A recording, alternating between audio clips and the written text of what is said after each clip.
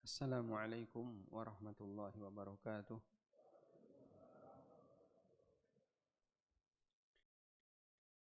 Rabbil alamin wassalatu wassalamu ala asyrafil mursalin nabiyyina wa maulana Muhammadin wa ala alihi wa sahbihi ajma'in. Wa ashhadu an la ilaha illallah wahdahu la syarikalah wa ashhadu anna Muhammadan abduhu wa rasuluh sallallahu alaihi wa ala alihi wa sahbihi wa man tabi'al huda ila yaumiddin. Alhamdulillah, puji syukur kita haturkan kehadirat Allah. Pagi ini kembali kita lanjutkan kajian dengan membaca matan Fadlul Islam.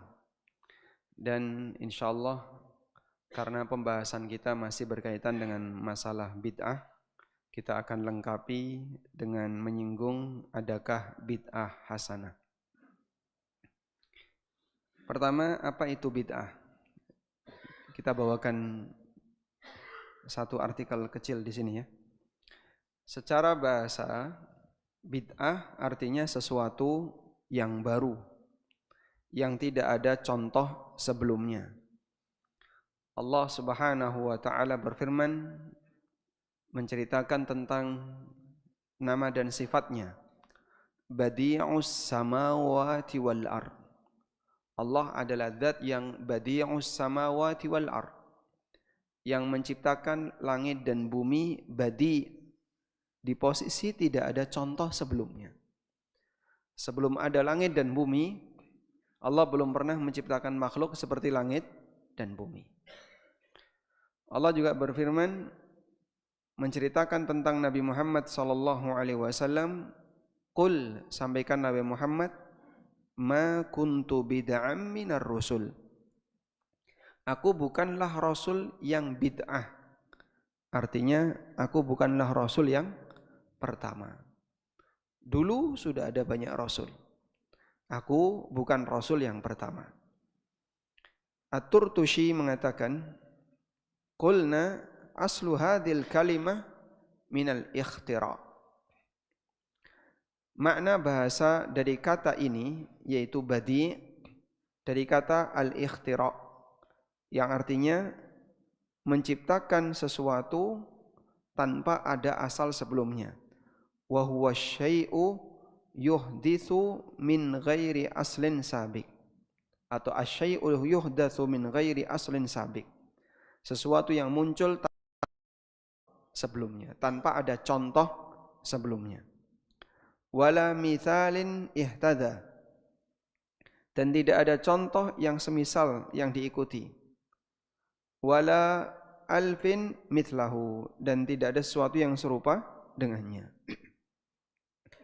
Sehingga kita ulangi di sini, bid'ah artinya sesuatu yang baru yang tidak ada contoh sebelumnya. Baik. Selanjutnya secara istilah. Definisi bid'ah secara istilah yang paling terkenal adalah definisi yang pernah disampaikan oleh Imam Asy-Syatibi. Dalam kitabnya Al-I'tisam, Asy-Syatibi pernah mengatakan, bid'ah adalah tariqatun fid din, satu cara dalam agama, mukhtara' yang dibuat-buat. Disebut tariqah artinya jalan, karena orang kalau sudah memasukinya susah keluar. Fid dini dalam urusan agama, mukhtara'ah yang dibuat-buat, tudahi syar'iyyah yang menyerupai syariat, yuqsadu bis suluki 'alaiha, tujuan mengikuti jalan ini adalah al-mubalaghah bersungguh-sungguh fit ta'abbudi lillah, dalam beribadah kepada Allah Subhanahu wa ta'ala. Sekarang kita lihat di sini ya. Batasan bid'ah yang disampaikan oleh Asy-Syatibi. Pertama, bid'ah itu tariqah, jalan. Disebut jalan artinya nanti keterusan. Sehingga bukan satu tempat singgah yang cuman diduduki sebentar kemudian ditinggal, tapi dia ketika didatangi maka bisa dilalui dalam waktu yang panjang. Yang kedua, fiddin, dalam urusan agama. Kalau dalam urusan dunia tidak ada istilah bid'ah. Sehingga orang membuat hal yang baru dalam urusan dunia boleh atau tidak? Boleh. Maka bid'ah hanya berlaku untuk urusan agama. Baik, sekarang dilihat. Kalau mikrofon ini urusan dunia atau agama? Kalau kendaraan, apalagi mobil, pesawat, itu semuanya dunia. Urusan dunia menghasilkan sesuatu yang baru, bebas. Dan urusan dunia boleh dimanfaatkan untuk memudahkan seseorang dalam kegiatan beragama, tapi tidak menyempurnakan agama. Coba kita lihat di sini. Urusan dunia ini tidak menyempurnakan apa? Agama. Agama tidak lebih sempurna dengan adanya teknologi.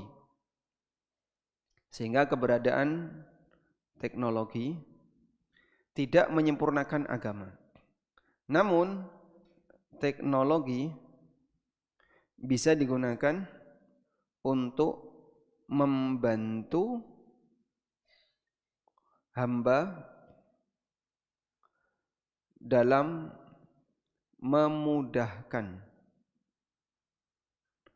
urusan agama.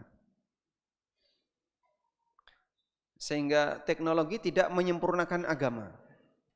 Keberadaan mikrofon tidak membuat Islam semakin sempurna. Namun mikrofon memudahkan seseorang untuk melaksanakan agamanya. Imam, dia tidak perlu teriak-teriak karena sudah ada mikrofon. Kajian, karena sudah ada mikrofon, nggak perlu teriak-teriak. Suara saya, karena mikrofonnya saya matikan, sehingga saya tidak perlu bengok-bengok, teriak-teriak untuk menyampaikan suara ini sampai belakang. Sehingga status teknologi di sini sifatnya adalah membantu hamba dalam memudahkan urusan agamanya, bukan menyempurnakan agama. Karena itu, kalau ada orang diberi nasihat, praktek bid'ah itu dilarang. Wah, nek kaya ngono, haji ya nganggo onto. Ya haji mau pakai pesawat, mau pakai kapal, mau pakai mobil, itu semuanya adalah memanfaatkan teknologi untuk memudahkan urusan agama, bukan menyempurnakan agama. Sehingga tata cara haji, orang yang pakai pesawat dengan yang pakai onta sama atau beda? Sama atau beda? Sama. Karena sama, sehingga yang terjadi adalah memudahkan, bukan menyempurnakan. Sholatnya orang yang pakai mikrofon dengan yang nggak pakai mikrofon sama atau beda? Sama. Selanjutnya, mukhtara'ah, dibuat-buat. Dibuat-buat itu artinya tidak ada contoh sebelumnya. Di zaman Nabi SAW tidak ada contohnya, demikian pula di zaman Abu Bakar dan di zaman para sahabat yang lainnya. Karena itu bid'ah pasti nggak punya dalil, kecuali kalau dia paksakan ada dalil tertentu yang sebenarnya nggak ada hubungannya, tapi dipaksakan ada hubungannya. Selanjutnya, tudahi syar'iyah, menyerupai syariat. Disebut menyerupai syariat karena biasanya ada tata cara tertentu yang tidak boleh dilanggar. Misal ya, dalam kegiatan ini protap dari tata caranya adalah harus urutannya baca Fatihah dulu. Berbaca Fatihah, baca la ilaha illallah 130 kali. Habis itu baca Yasin, habis itu baca ini, habis baca ini. Ketika kita usulkan, bagaimana kalau dibalik? Oh, ora iso, kudu koyo ngene. Nah, berarti dia mirip seperti syariat. Yang di situ ada urutannya. Yuqsadu bisuluki 'alaiha, dia punya tujuan ketika dilakukan. Apa tujuannya? Al-mubalaghatu fit ta'abbud, untuk bersungguh-sungguh dalam beribadah kepada Allah. Bahasa lainnya mendapatkan banyak. Nah, aku koyo ngene iki men entuk ganjaran. Aku melakukan seperti ini biar pahalanya semakin banyak. Sehingga sulit untuk diingatkan karena dia merasa ketika melakukan itu dia mendapatkan pahala, bukan melakukan perbuatan yang salah. Baik, ini definisi bid'ah yang disampaikan oleh Asy-Syatibi. Dan kalau kita lihat beberapa pembahasan para ulama masa sekarang, kalau menyinggung masalah bid'ah, rata-rata rujukannya adalah definisi Asy-Syatibi. Baik, selanjutnya kita beralih ke batasan bid'ah dalam hadis. Disebutkan dalam hadis riwayat Bukhari dari Aisyah radhiyallahu anha, Nabi sallallahu alaihi wasallam pernah bersabda, "Man ahdatsa, barang siapa yang membuat sesuatu yang baru, fi amrina hadza, dalam urusanku ini." Urusan Nabi. Dalam urusanku ini, yaitu urusan siapa? Nabi sallallahu alaihi wasallam. Urusannya Nabi itu apa, Pak? Agama. Karena beliau pernah mengatakan untuk urusan dunia dikembalikan kepada umatnya. Nabi sallallahu alaihi wasallam pernah bersabda, qala sallallahu alaihi wasallam, Rasulullah sallallahu alaihi wasallam pernah bersabda, antum a'lamu bi amri dunyakum. Hadis riwayat Muslim. Kalian lebih ngerti tentang urusan dunia kalian. Kalian lebih ngerti tentang apa tadi? Urusan dunia kalian. Baik. Maka urusan atau aktivitas, urusan di sini kita bisa terjemahkan dengan aktivitas hamba, itu ada dua. Ada aktivitas agama. Untuk aktivitas agama ini urusan Nabi sallallahu alaihi wasallam. Dan ada aktivitas dunia. Ini urusan manusia. Di mana Nabi sallallahu alaihi wasallam menyebutkan kalian lebih ngerti tentang urusan. Maka untuk bagian urusan Nabi tidak boleh ada kreasi manusia. Jadi manusia tidak boleh melakukan inovasi, kreasi, biarkan apa adanya, ikuti saja dalil yang ada. Sedangkan urusan dunia bebas kreasi, selama tidak melanggar larangan. Sehingga dalam urusan teknologi, manusia mau membuat pengembangan teknologi dengan cara apapun, monggo, bebas. Dalam urusan ilmu, apalagi kedokteran, manusia mau melakukan metode pengobatan dengan cara apapun, silahkan. Yang penting tidak melanggar larangan. Dalam urusan bisnis, orang mau membuat skema akad muamalah kayak apapun, boleh selama tidak melanggar larangan. Demikianlah urusannya. Sudah? Kita lanjutkan. Nabi SAW mengatakan, fi amrina hadza, membuat hal yang baru dalam urusanku ini, yaitu urusan agama. Ma laisa minhu, atau ma laisa fihi, yang merupakan bukan bagian darinya, artinya tidak ada dalilnya, fahuwa raddun, maka perbuatan itu tertolak. Sehingga beliau sebut sesuatu yang baru dalam urusan agama tanpa dalil, maka statusnya tidak diterima. Karena dalam beragama itu mengikuti, bukan berinovasi. Jadi di sini batasan apa tadi?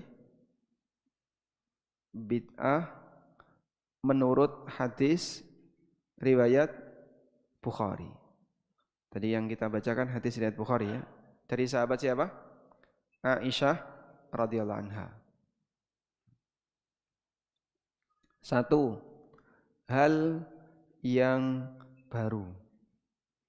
Kalau dia sudah ada contoh sebelumnya, berarti tidak baru. Yang kedua, dalam urusan agama. Yang ketiga, tidak ada apa? Dalil. Selama tiga ini ada, maka perbuatan itu masuk kategori bid'ah. Baik. Kita lanjutkan. Hadis yang menyinggung bid'ah. Dari Jabir bin Abdullah radhiyallahu anhuma. Beliau mengatakan, "Innan nabiyya sallallahu alaihi wasallam khataba yauman." Nabi sallallahu alaihi wasallam pernah menyampaikan khutbah pada satu hari tertentu. Lalu beliau bersabda, "Amma ba'du." Kemudian beliau mengatakan, "Fa inna khairal hadithi kitabullah."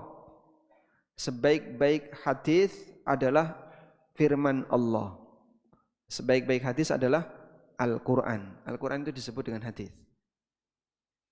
"Fala'allaka bakhi'un nafsaka ala atharihim bihadzal hadithi asafa." Al-Quran disebut oleh Allah di surat Al-Kahfi dengan sebutan hadis. Fala'allaka bakhi'un nafsaka. Di surat Al-Kahfi ayat yang ke-6. Fala'allaka bakhi'un nafsaka ala atharihim illam yu'minu bihadzal hadis. Hadzal hadis maksudnya adalah Al-Quran. Ketika mereka tidak beriman dengan hadis ini, maksudnya dengan Al-Quran ini. Nabi SAW mengatakan, fa inna khairal hadis, sesungguhnya hadis terbaik, maksudnya adalah perkataan terbaik adalah kitabullah. Wa khairal huda. Ini ada dua cara baca ya. Kalau Bapak mendengarkan khatib, di sini ada dua cara baca. Wa khairal hadi, hadiyu Muhammadin sallallahu alaihi wasallam. Atau bisa dibaca wa khairal huda, huda Muhammadin sallallahu alaihi wasallam. Kalau ketemu khatib, wa khairal hadi hadiyu Muhammadin, wa khairal huda huda Muhammadin sallallahu alaihi wasallam. Wa syarral umuri muhdatsatuha, dan sejelek-jelek perkara adalah yang baru. Al-umur di sini perkara apa namanya? Perkara agama. Jadi beliau menegaskan, sejelek-jelek perkara agama adalah muhdatsatuha, yang dibuat-buat, yang baru. Lalu beliau menegaskan, wa kullu bid'atin dhalalah, dan setiap bid'ah itu sesat. Ini disampaikan dalam muqaddimah khutbah. Nabi SAW jadikan itu sebagai muqaddimah khutbah. Berarti apa? Sering. Diulang-ulang. Sering dan diulang-ulang. Sehingga kalau pesan itu disampaikan sering dan diulang, berarti menjadi kaidah. Maka dia menjadi kaidah. Kenapa jadi kaidah? Karena sesuatu yang sering dan diulang-ulang itu biasanya jadi kaidah. Setiap kali saya mau keluar rumah, ibu pasti pesen nggawa sangu. Setiap keluar rumah, ibu selalu bilang nggawa sangu. Berarti metu nggawa sangu itu kaidah. Makanya ada ungkapan idza takarrara taqarrara. Idza takarrara taqarrara. Sesuatu itu kalau berulang, takarrara artinya berulang, taqarrara berarti jadi kaidah. Takarrara berulang, taqarrara jadi kaidah. Nah, disinilah kalau kita sepakat bahwasanya ini sering disampaikan oleh Nabi SAW, maka bagian dari kaidah yang boleh sampaikan adalah wa kullu bid'atin dhalalah. Kita lanjutkan. Dalam hadis yang lain dari Irbad bin Sariyah, Nabi SAW berpesan, wa ihdatsil umur, jauhilah kalian muhdatsatil umur, perkara-perkara yang baru, urusan-urusan yang baru. Urusan apa ini? Agama. Fa inna kulla muhdatsatin bid'ah, karena semua perkara yang baru itu bid'ah. Wa kulla bid'atin dhalalah, dan semua bid'ah itu sesat. Yang bersabda ini siapa? Rasulullah sallallahu alaihi wasallam. Kalau ini adalah sabda Nabi sallallahu alaihi wasallam, jangan sampai ketika kita mendengar ini lara ati, jangan sampai. Aku nek krungu kaya ngono iki lara ati. Itu sabda Nabimu sallallahu alaihi wasallam. Kok bisa kamu sakit hati? Ya. Kalau kamu dituduh jahat, lara hati, monggo. Tapi kalau mendengar sabda Nabi sallallahu alaihi wasallam, jangan sampai sakit hati. Lah, aku termasuk. Nah, kalau kamu termasuk ya kudune tobat kan ini. Bukan malah lara hati. Berarti niku nyindir aku ya. Yang nyindir kamu siapa? Kalau enggak merasa, jangan merasa. Kalau kamu tidak merasa kamu adalah pelakunya, maka tidak perlu merasa sebagai pelakunya. Baik. Sampai di sini teks yang kita baca dari dalil. Sekarang kita lihat apa makna kata kullu. Inilah yang menjadi titik sengketa di kalangan masyarakat. Oh, kullu di sini artinya bukan semuanya. Kullu di sini maksudnya adalah amun maksus. Kalimat umum tapi dikhususkan. Nah, sekarang kita akan baca. Saya tidak menyembunyikan keterangan sehingga ulama siapa yang berpendapat itu, ulama siapa yang berpendapat A, berpendapat B, kita tampilkan. Saya dahulukan keterangan An-Nawawi. An-Nawawi dalam syarah Sahih Muslim menyampaikan penjelasan. Apa makna wa kullu bid'atin dhalalah? Semua bid'ah adalah sesat. Kata beliau, hadza amun makhsus. Kalimat ini teksnya umum, makhsusun tapi dikhususkan. Wal murad, dan yang dimaksud adalah ghalibul bid'ah, umumnya bid'ah. Jadi bukan semua bid'ah tapi umumnya bid'ah. Maksud saya begini, nek krungu seperti ini jangan lara hati dhisik ya. Jangan sakit hati dulu, diterima dulu. Ini sabda Nabi SAW. Sekarang kita akan pahami maknanya dengan hati dingin biar tidak panas.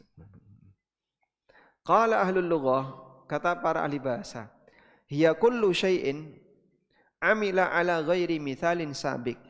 Makna bid'ah menurut ahli bahasa adalah segala sesuatu yang dilakukan tanpa ada contoh sebelumnya.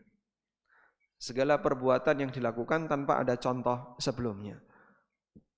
Qala ulama, kata para ulama, al bid'atu khamsatu itu ada 5 hukum.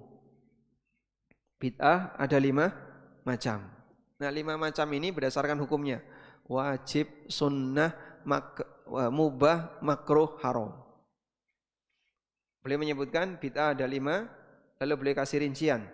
Wajib, sunnah, haram, makruh, mubah. Jadi dalam bahasa An-Nawawi ada bid'ah yang wajib, ada bid'ah yang sunnah, mubah, sebagaimana ada bid'ah yang makruh dan yang haram. Tapi tidak berhenti sampai di sini. Lihat contoh yang beliau sampaikan. Faminal wajiba, di antara bentuk yang wajib, nadh mutakallimin liraddi alal mulahidah wal mubtadi'in wa shibhu dzalika. Di antara bentuk bid'ah yang wajib adalah kita menyusun, kita menggunakan dalil-dalil yang dipakai oleh ahli filsafat untuk membantah orang-orang yang punya pemikiran menyimpang dan akidah bid'ah. Kita gunakan dalil ahli filsafat untuk membantah pelaku bid'ah. Ini bid'ah yang wajib. Paham? Menggunakan alasan argumentasi orang ahli filsafat untuk menyerang ahli bid'ah. Ini bid'ah yang wajib. Disebut bid'ah yang wajib karena tujuannya untuk menyerang orang yang punya pemikiran bid'ah atau yang semisal dengan itu. Seperti ini di zaman Nabi SAW dan Abu Bakar tidak ada.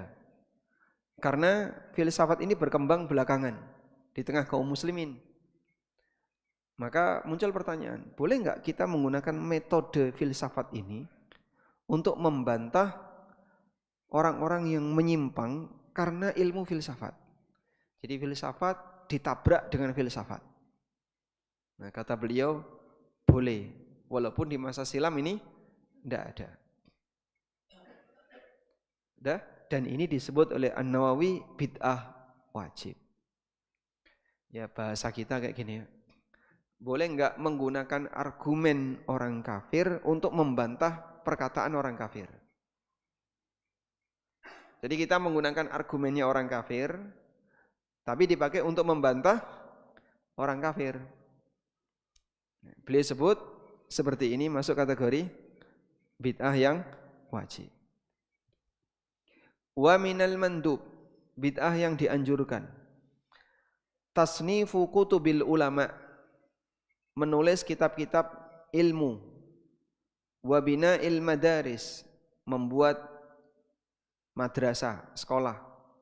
Warrabti wa ghairi dzalik, atau membuat bangunan-bangunan untuk kegiatan sosial keagamaan atau yang lainnya. Ini bid'ah yang boleh. Di zaman Nabi SAW tidak ada sekolah. Di zaman kita ada pondok pesantren, sekolah dan seterusnya. Itu disebut Nawawi bid'ah yang mustahab, dianjurkan. Ya. Berarti Bapak boleh simpulkan bid'ah yang dianjurkan menurut An-Nawawi itu apa, Pak? Kegiatan yang tujuannya untuk kemaslahatan umat. Kegiatan yang tujuannya untuk kemaslahatan umat. Sekarang lihat yang ketiga. Wa minal mubah, bid'ah yang mubah adalah at-tabassut fi alwanil at'imah wa ghairi dzalik. Bid'ah yang mubah adalah membuat jenis makanan yang beragam rasa. Membuat jenis makanan yang beragam rasa. Satu meja nasi, terus sego abang, sego jagung. Itu baru apa namanya? Nasi, sego abang, sego jagung ini namanya apa, Pak? Hah? Makanan pokoknya. Lawuhe durung toh? Gudeg, sedudo lodeh, pecel, tongseng, gulai, soto, satu meja. Seperti itu disebut bid'ah yang mubah. Berarti seperti yang Anda lakukan sehari-hari, Anda telah melakukan bid'ah yang mubah. Menurut An-Nawawi. Sehingga bid'ah mubah menurut An-Nawawi itu apa? Ya aktivitas dunia. Di zaman Nabi SAW makanan itu jumlahnya terbatas. Sampai kata Aisyah radhiyallahu anha, selama lebih dari 2 bulan hanya ngunyah kurma. Makanan apa yang paling Bapak sukai, Pak? Kenapa? Tomat. Kok kurma? Yang paling disukai apa, Pak? Yang paling disukai. Kenapa? Mboten enten. Aden. Makan sehari-hari. Makanan pokok. Nanti seneng nasi ya. Kalau misalnya ada orang tanya, seneng apa Mas? Kalau niku paling seneng duren. Baik. Sampean nek diparingi duren setiap 1 jam sekali. Kuat berapa lama? Mendem duren. Nanti jadi mendem duren. Sehingga makanan kita itu beragam. Karena kita kalau dikasih 1 jenis makanan, bosan. Sabarnya Rasulullah SAW dan para ummahatul mukminin hanya makan kurma selama 2 bulan lebih dan mereka tidak mengeluh. Ya, di zaman kita bendino kok kurma. Padahal itu baru 1 jenis ya. Padahal kita misalnya bendino kok lodeh terus toh, mbok diganti. Itu sudah ada lodeh, sudah ada nasi, tambah lauk, kadang grep. Masya Allah. Baik, lanjut ya. Kata beliau, bid'ah yang mubah adalah at-tabassut fi alwanil at'imah wa ghairi dzalik. Membuat aneka hidangan makanan yang beragam itu bid'ah. Itu kita pelakunya setiap hari itu, Pak. Itu disebut bid'ah yang mubah. Jadi bid'ah wajib, sunnah mubah menurut An-Nawawi rahimahullah ini sebenarnya berkaitan dengan urusan dunia dan tidak ada kaitannya dengan urusan agama. Maka beliau pahami bid'ah ini adalah bid'ah dari sisi bahasa. Karena itulah di bagian awal tadi beliau sampaikan qala ahlul lughah, menurut ahli bahasa bid'ah itu segala sesuatu yang dilakukan tanpa ada contoh sebelumnya. Nah, jadi di sini bid'ah secara makna bahasa. Ini artinya apa? Segala hal yang baru tidak ada contoh sebelumnya. Itulah makna bid'ah secara bahasa. Sehingga kita keterangan para ulama yang membagi bid'ah ada 5, membagi bid'ah ada bid'ah sayyi'ah dan bid'ah hasanah, itu kita bawa kepada bid'ah secara makna bahasa. Sedangkan bid'ah secara makna istilah ini hal baru khusus dalam urusan agama. Kalau dia bukan dalam urusan agama, ya bukan bid'ah. Baik, kita lengkapi dulu ya. Jangan sabar ya. Dereng rampung nih. Asy-Syatibi mengatakan, qaulun Nabi sallallahu alaihi wasallam, sabda Nabi sallallahu alaihi wasallam, kullu bid'atin dhalalah, setiap bid'ah itu sesat. Mahmulun indal ulama, dipahami oleh para ulama, ala umumihi, dengan makna mencakup umum. La yustathna minhu syai'un albattah, tidak ada yang dikecualikan sama sekali. Walaysa fiha ma huwa hasanun aslan, tidak ada namanya bid'ah hasanah sama sekali. Id la husna illa ma hasanahu syar', karena tidak ada idlah hasanah, karena tidak ada sesuatu yang bagus dalam urusan agama kecuali yang dinilai bagus oleh syariat. Wala qabiha illa ma qabbahahu syar', dan tidak ada yang dinilai jelek dalam urusan agama kecuali yang dinilai jelek oleh syariat. Sehingga penilaian baik dan buruk dalam urusan agama itu kembali kepada syariat, bukan kembali kepada perasaan manusia. Dipahami insyaallah? Baik. Ini keterangan Asy-Syatibi. Jadinya gimana Pak? Loh kok beda Mas antara ini keterangan Nawawi sama Asy-Syatibi? Kalau Nawawi tadi kan mengatakan kalimat kullu bid'atin dhalalah itu diterjemahkan amun makhsus. Ini kita coba. Insya Allah enggak berat ya ini materinya? Berat enggak? Kalau berat tak ganti materi yang lain. Enggak ya? Jadi kita sedang membahas ya. Memahami makna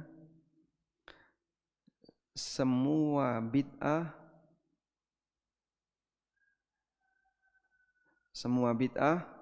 adalah sesat. Ini makna teks hadis. Memahami makna teks hadis semua bid'ah adalah sesat. Tadi perkataan yang pertama adalah keterangan siapa? An-Nawawi. Nah, An-Nawawi mengatakan semua di situ adalah kata umum, kata yang sifatnya umum tapi bermakna khusus. Umum yang dikhususkan kalau lebih tepatnya. Kata umum yang dikhususkan. Nah, ketika beliau membahas amun maksus itu kata umum yang dikhususkan, pendekatan beliau adalah memahami bid'ah dari sisi bahasa. Nah, kemudian di sini beliau pendekatan dari sisi bahasa. Karena itu dalam urusan dunia juga dimasukkan bid'ah. Jadi kalau An-Nawawi melihat ono teh, kopi, jahe dan seterusnya di masa silam mungkin tidak ada ya. Ini masuk kategori bid'ah. Moga jenengan badhe ngunjuk napa? Pilihannya apa? Masya Allah, tamu kok njaluk pilihan. Terus tuan rumah ngasih pilihan. Mau jus yang apa? Kalau sedia jus amma, jus 29, jus 28. Yang kedua, menurut keterangan siapa tadi? Asy-Syatibi. Asy-Syatibi.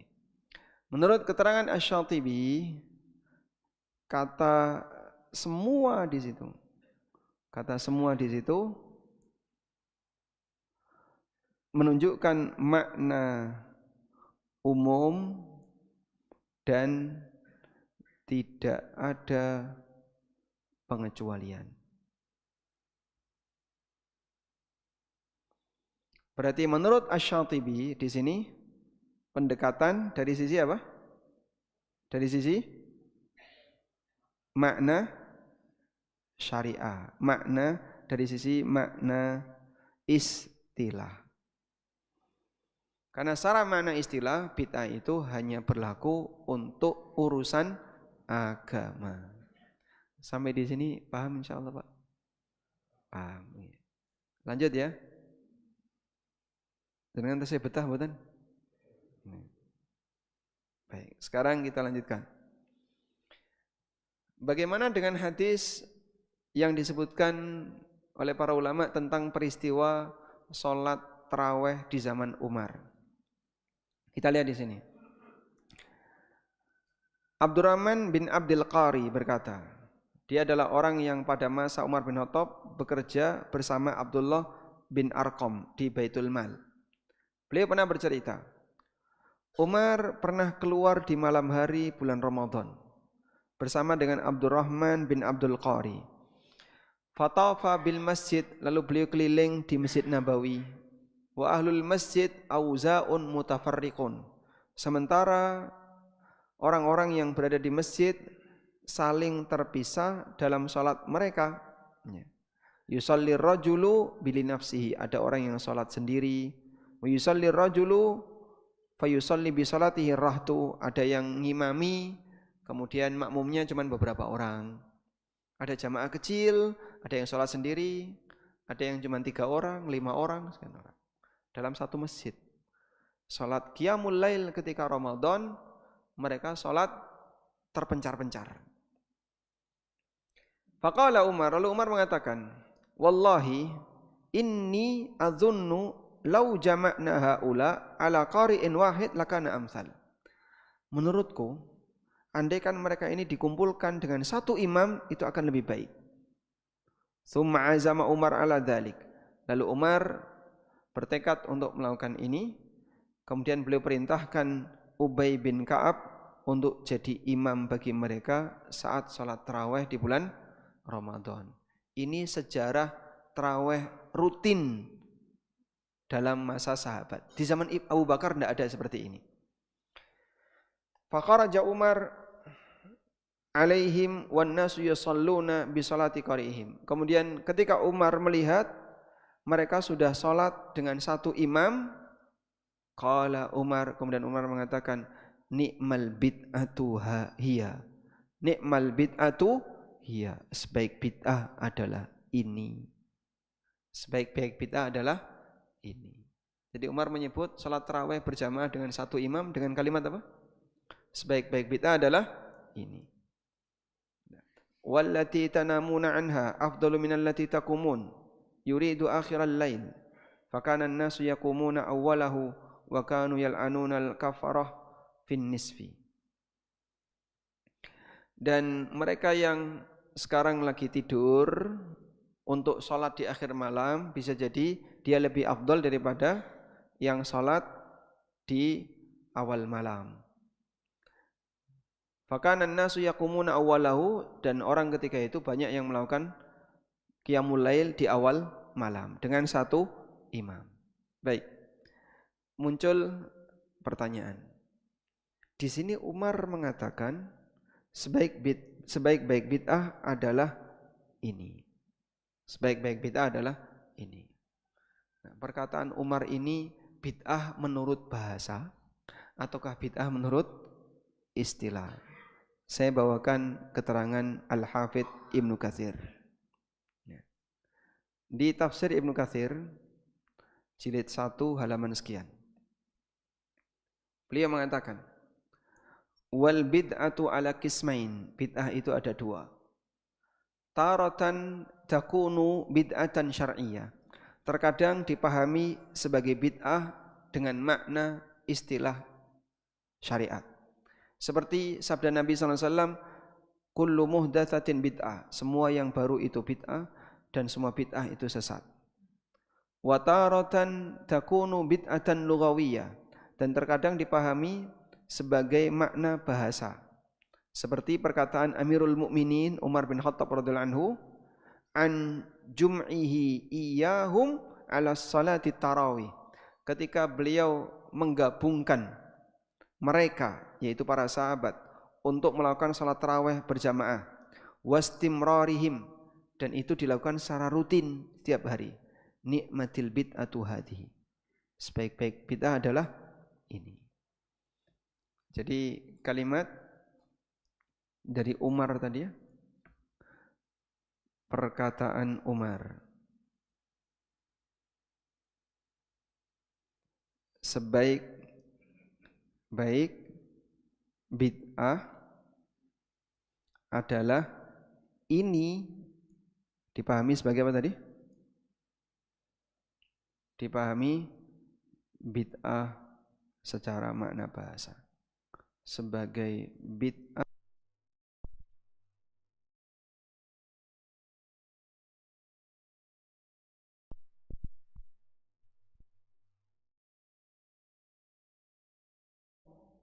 dalam urusan makanan disebut bid'ah. Maksudnya bid'ah dalam makna bahasa, bukan bid'ah dalam makna istilah. Sementara yang disampaikan Nabi SAW tadi adalah bid'ah secara istilah yang mencakup urusan agama semata. Baik. Nah, hal yang sama juga kita bisa bawa untuk keterangan Imam Asy-Syafi'i rahimahullah. Imam Asy-Syafi'i seperti yang diriwayatkan dari Harmalah bin Yahya Beliau bercerita, Sami'tu Muhammad bin Idris Asy-Syafi'i. Ini nama aslinya Imam Syafi'i ya. Nama asli Imam Syafi'i siapa Pak? Muhammad bin Idris. Ayah beliau namanya Idris. Aku mendengar Muhammad bin Idris Asy-Syafi'i radhiyallahu anhu pernah mengatakan, al-bid'atu bid'atan. Bid'ah itu ada dua. Bid'atun mahmudah, bid'ah yang terpuji. Wa bid'atun madmumah, dan bid'ah yang tercela. Fama wafaqas sunnah, kalau bid'ah itu sejalan dengan sunnah, fahuwa mahmudah, itu bid'ah yang terpuji. Bid'ah sejalan dengan sunnah, bid'ah terpuji. Bid'ah sama sunnah itu gimana Pak? Tapi kata beliau, bid'ah yang sejalan dengan sunnah terpuji. Yaitu seperti yang tadi disebutkan oleh An-Nawawi, menulis ilmu. Di zaman Nabi SAW praktek itu tidak ada. Adanya belakangan. Tapi ini mendukung itu dalam rangka merawat ilmu. Di mana Nabi SAW pernah mengarahkan qayyidul ilma bil kitab. Tulislah atau ikatlah ilmu dengan mencatat. Sehingga kalau ngaji kok karo liar-liar merem, itu tercatat dalam hati. Masya Allah. Tercatat nggak Pak? Lali ya. Saya ngerungokno wae iso lali apa mana ya? Liar-liar. Wa ma khalafa sunnah fa huwa madmum. Sedangkan bid'ah yang menyalahi sunnah itulah bid'ah yang tercela. Berarti perkataan Imam Syafi'i ini dipahami sebagai apa? Bid'ah secara bahasa. Nah, Anda juga bisa tulis di situ ya. Pembagian Imam Asy-Syafi'i bahwa bid'ah ada dua, itu dipahami bid'ah secara bahasa. Karena beliau menyampaikan bid'ah yang sesuai. Padahal begini, ada syirik. Syirik ini lawannya tauhid. Ada bid'ah, lawannya sunnah. Sehingga tidak ada istilah syirik yang sesuai tauhid, ada enggak? Enggak ada. Bid'ah yang sesuai sunnah. Berarti bid'ah yang sesuai sunnah di sini bid'ah dipahami secara bahasa. Karena dua ini hanya bisa bersatu kalau ada ungkapan bid'ah tapi sejalan dengan sunnah, ini dipahami secara makna bahasa. Walhamdulillahirabbil alamin. Baik, semoga yang kami sampaikan ini bermanfaat ya. Insyaallah besok kita akan bahas pemahaman bid'ah sampai pada tingkatan mengkafirkan orang. Inilah bid'ahnya Khawarij. Jadi mereka punya pemahaman bid'ah, keyakinan bid'ah, saking parahnya sampai mengkafirkan orang. Wassallallahu ala nabiyyina Muhammadin wa ala alihi wa sahbihi wasallam.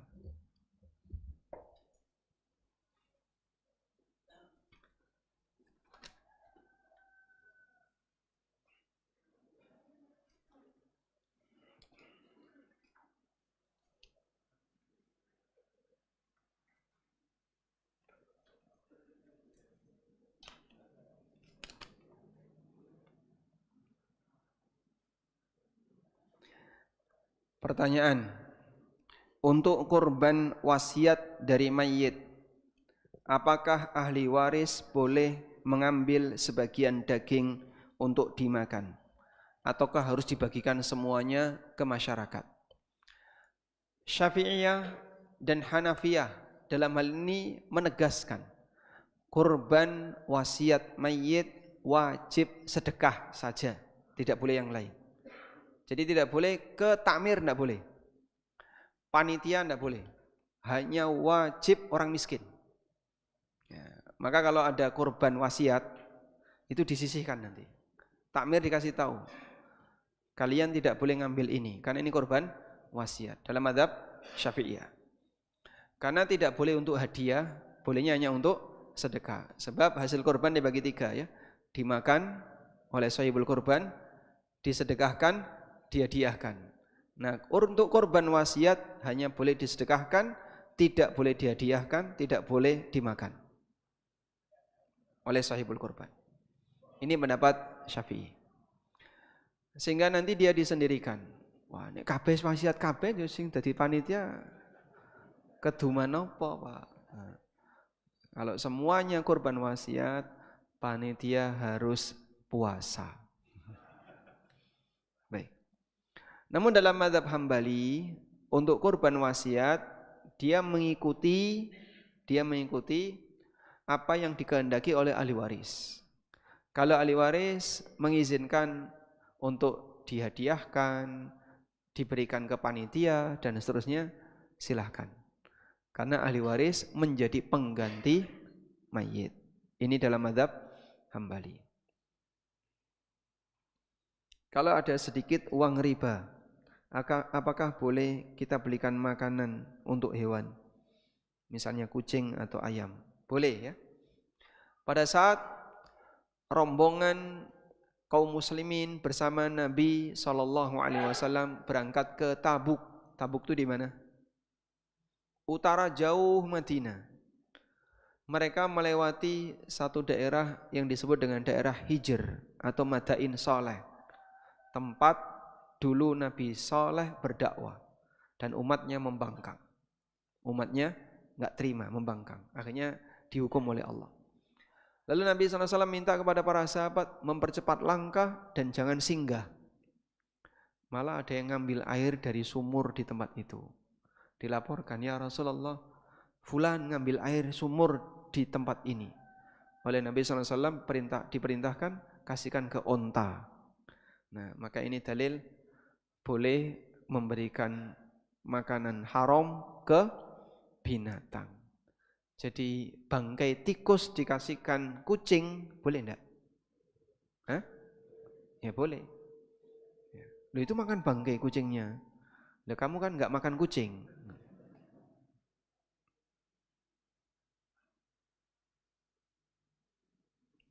Apakah ada cara duduk iftirash dengan cara duduk di atas kaki yang disilangkan? Kaki yang disilangkan itu gimana? Sila. Kalau bersila tarabbu, bukan iftirash ya. Jadi salat itu ada cara duduk yang dianjurkan, ada cara duduk yang dibolehkan. Yang kita ajarkan cara duduk yang dianjurkan. Tapi kalau cara duduk yang dianjurkan tidak bisa, boleh duduk bebas. Boleh duduk yang dibolehkan. Meskipun ada juga cara duduk yang dilarang. Cara duduk yang dilarang itu seperti cara duduknya setan. Yang Nabi SAW melarang cara duduk setan. Dulu pernah kita bahas ya, di kajian tafsir salat. Masih ada nggak bukunya? Nanti boleh dicari lagi cara duduk meniru setan. Kalau kaki disilangkan, kanan, kiri ditumpuk. Gini Pak. Ditaruh belakang, terus diduduki. Boleh enggak Pak? Boleh. Ya. Walaupun iftirash yang lebih afdol, yang kaki kanan tegak. Sehingga nanti jarinya menghadap kiblat. Assalamualaikum warahmatullahi wabarakatuh. Waalaikumsalam warahmatullahi wabarakatuh. Jika seorang ibu telah berhaji dan umroh, apakah boleh membadalkan haji dan umroh putranya? Putranya masih hidup atau sudah meninggal? Kalau sudah meninggal, sehingga nanti bisa membadalkan putranya. Kalau masih hidup, sebaiknya putranya dikasih duit berangkat sendiri. Jadi bukan dibadalkan. Apakah boleh membaca sholawat dan asmaul husna sebelum berdoa di waktu sujud? Wallahu alam. Anjuran yang diberikan Nabi SAW, fa'akthiru fihi minad du'a. Perbanyaklah berdoa ketika sujud. Tapi beliau tidak menyebutkan tentang membaca sholawat dan yang lainnya. Meskipun secara umum dalam berdoa dianjurkan untuk diawali dengan bersolawat dan baca asmaul husna. Kalau kita pakai kaidah umum doa, insya Allah tidak masalah. Berdoa dalam sujud diawali dengan memuji Allah, membaca Asmaul Husna. Assalamualaikum Waalaikumsalam warahmatullahi wabarakatuh. Saya ibadah haji tahun 2023 dan dulu melakukan setoran awal 4.000 USD di tahun 2016. Saya menerima sejumlah X juta rupiah. Info dari travel bahwa itu pengembalian dana pengembangan setoran awal ONH di BPKH. Bagaimana ini, boleh diterima atau tidak? Insya Allah tidak masalah. Terlepas dari bagaimana cara pemerintah menggunakan dana itu, tapi pengembalian yang diberikan oleh pemerintah kepada jamaah haji boleh diterima. Assalamualaikum Waalaikumsalam. Bagaimana cara mengembalikan barang atau uang yang pernah terpakai untuk ketika masih kerja? Cara membayar utang ke seseorang kalau tidak ketemu orangnya. Kalau Anda pernah mengambil barang kantor atau menggunakan uang kantor dan kantornya masih ada, ya kembalikan ke kantor itu. Tapi kalau kantornya sudah bubar, cari pemiliknya. Kalau pemiliknya masih ada, kembalikan ke pemilik. Kalau pemiliknya banyak orang gimana, Pak? Ini PT yang punya saham 5 orang. Ya, berarti Anda kembalikan ke 5 orang. Repot Pak ya, repot. Makanya bahaya ngambil harta orang lain. Karena tanggung jawabnya berat. Nah, kalau bisa Anda titipkan ke salah satu, biar nanti diserahkan ke yang lain. Alhamdulillah itu sudah menyelesaikan. Selanjutnya, kalau kita pernah utang dan sulit untuk mengembalikan, karena yang ngutangi nggak tahu kemana, maka Anda bisa sedekahkan atas nama pemilik uang itu. Nggak tahu namanya ya Pak, Allah tahu namanya. Meskipun kita tidak tahu namanya. Wallahu alam. Demikian, semoga bermanfaat. Wassallallahu ala nabiyyina Muhammadin wa ala alihi wa sahbihi wasallam. Wa akhiru da'wana anil hamdulillahi rabbil alamin. Wassalamualaikum warahmatullahi wabarakatuh.